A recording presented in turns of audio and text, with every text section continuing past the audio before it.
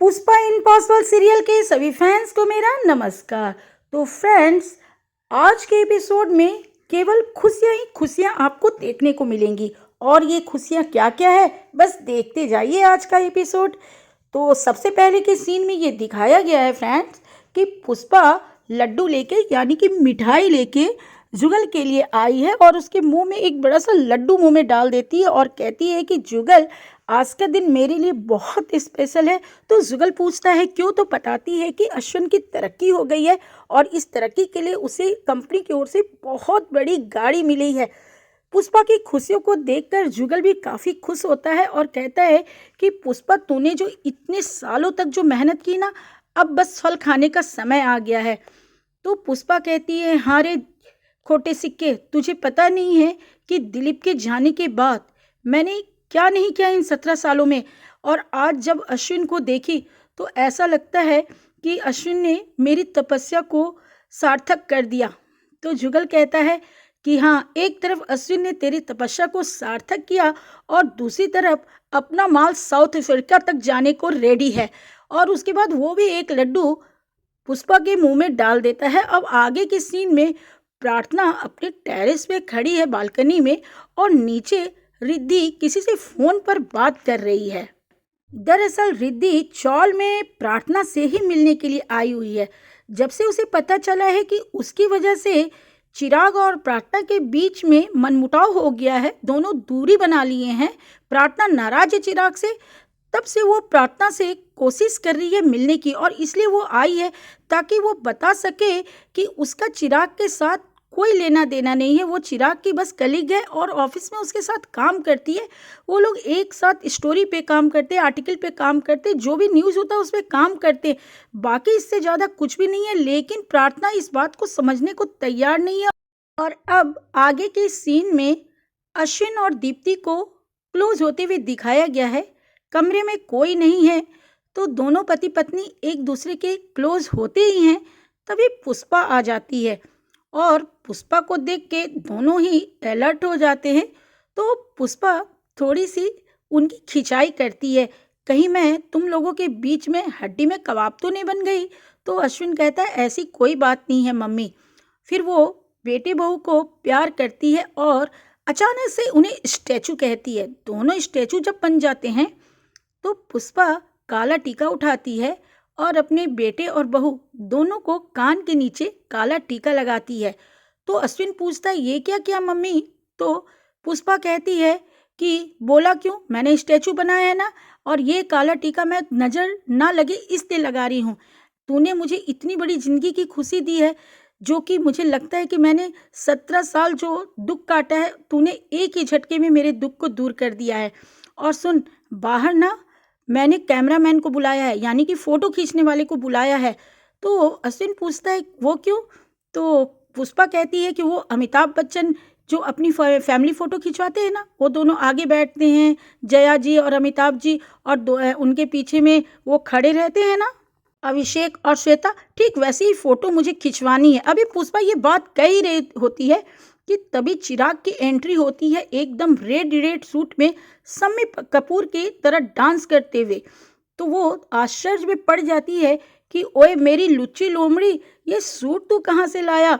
और वो चिराग को देख के बहुत खुश होती है कि रेड रेड सूट में मेरा बेटा कितना सुंदर लग रहा है।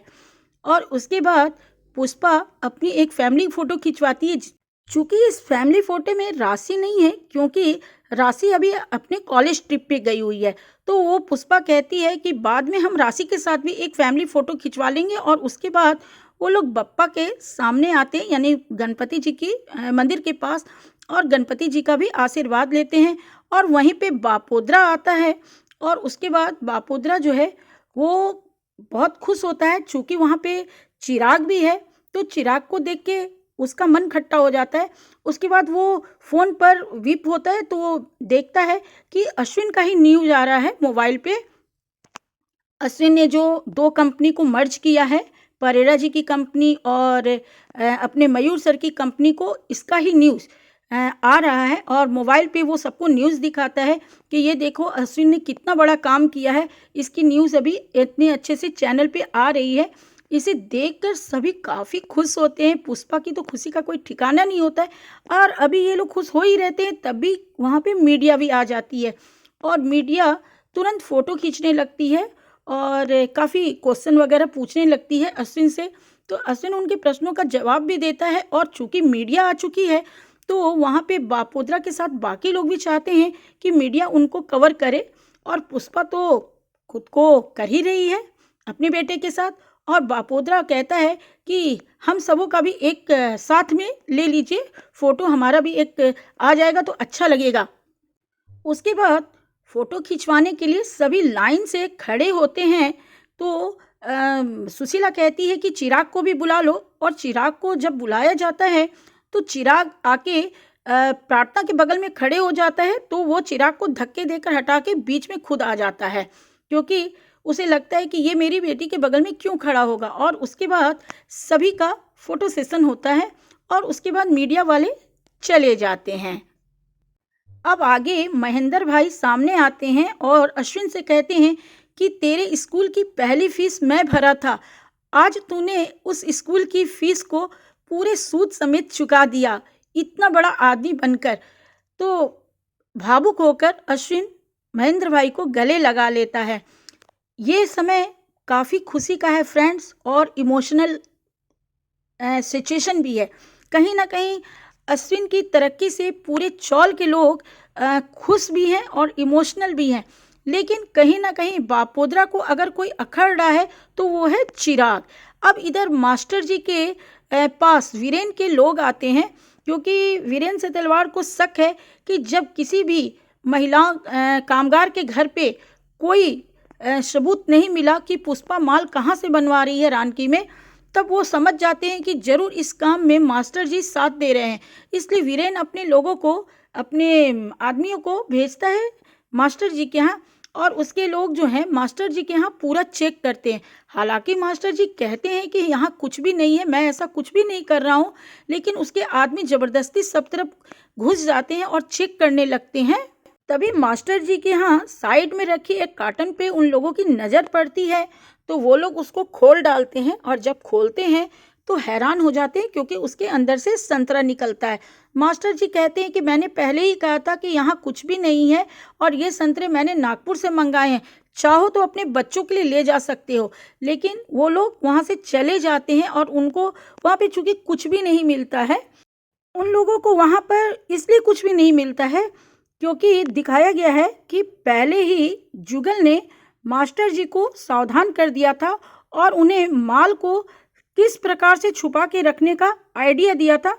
वो अभी सीरियल में नहीं दिखाया गया है, आगे के एपिसोड में दिखाया जाएगा तो मैं ज़रूर आपको बताऊंगी। अब ये बात मास्टर जी किसी और को भी नहीं बताए हैं, ये बात भी वो अभी अपने तक ही रखे हैं कि वो माल को कहाँ छिपा के रख रहे हैं जो महिलाएं बना के दे के उनके पास जा रही हैं। तो खैर अब आगे हम लोग देखेंगे कि क्या होता है। अब इधर दिखाया गया है कि अश्विन के ऑफिस में सेमिनार चल रहा है, प्रेस कॉन्फ्रेंस सेमिनार वगैरह चल रहा है क्योंकि दो कंपनी आपस में मर्जर हो रही है, परेरा जी की कंपनी और मयूर सर की कंपनी, और इसका पूरा का पूरा क्रेडिट जो है अश्विन को दिया गया है क्योंकि अश्विन ने ही अपने प्रयास से दो दोस्तों को मिलाया और उनकी कंपनी को मर्जर किया है। तो मीडिया जो है अश्विन का इंटरव्यू ले रही है यहाँ पे और इसका लाइव टेलीकास्ट जो है चौल में भी लोग बड़े सा स्क्रीन लगा के सभी लोग देख रहे हैं और खुश हो रहे हैं। यहाँ पे आप देख सकते हैं कि किस प्रकार से ऑफिस में प्रेस कॉन्फ्रेंस चल रहा है और दीप्ति भी बैठी हुई हैं, सुप्रिया मैम बैठी हुई हैं, काफ़ी लोग बैठे हुए हैं और अश्विन भी अपने दोनों बॉस के साथ बैठा हुआ है और इतने कॉन्फिडेंस के साथ वो इंटरव्यू दे रहा है, मीडिया का सामना कर रहा है, जिसे देखकर दीप्ति काफ़ी खुश हो रही है और ये सबका लाइव टेलीकास्ट देखकर बहुत बहुत बहुत खुश हो रहे हैं चौल के लोग।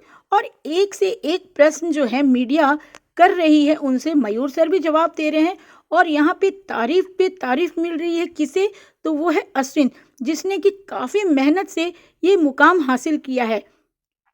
इधर चौल में बहुत बड़े से स्क्रीन पे जो ये टेलीकास्ट चल रहा है, इस पर टेलीकास्ट देख के चौल के लोग केवल खुश नहीं हैं बल्कि हमारी जो ये काकू हैं वो पुष्पा को आशीर्वाद दे रही हैं कि तेरे 17-18 सालों की मेहनत आज सफल हो गई।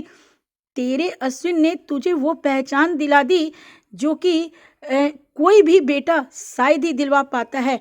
बहुत अच्छा बेटा तूने पैदा किया है रे, और तेरी परवरिश भी लाजवाब है। तूने जो परवरिश की ना, आज उसी का ये तुझे इनाम मिला है। तभी पुष्पा को फ़ोन आता है।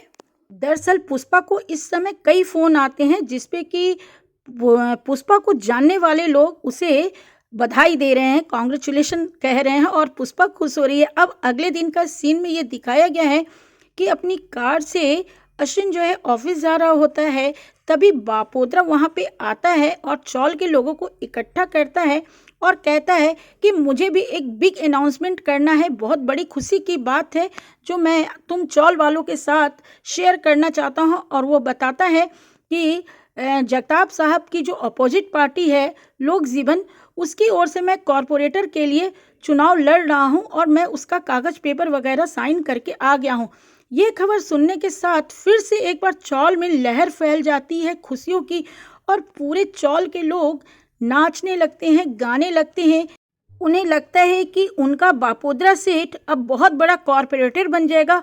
और इस खुशी के माहौल में बापोद्रा के गले लगता है, अश्विन गले लगता है और बाकी बहुत लोग लगते हैं, और इसी में जाकर चिराग भी बापोद्रा के गले लग जाता है। तो बापोद्रा को होश आता है कि ये चिराग मेरे गले क्यों लग गया, और इसी भीड़ में चिराग बापोद्रा को कंधे पर भी उठा लेता है। जब सब लोग अश्विन को कंधे पे उठाते हैं खुशी में, तो बापोद्रा को कंधे पे चिराग उठा लेता है, जो कि बापोद्रा जो है समझ भी नहीं पाता है।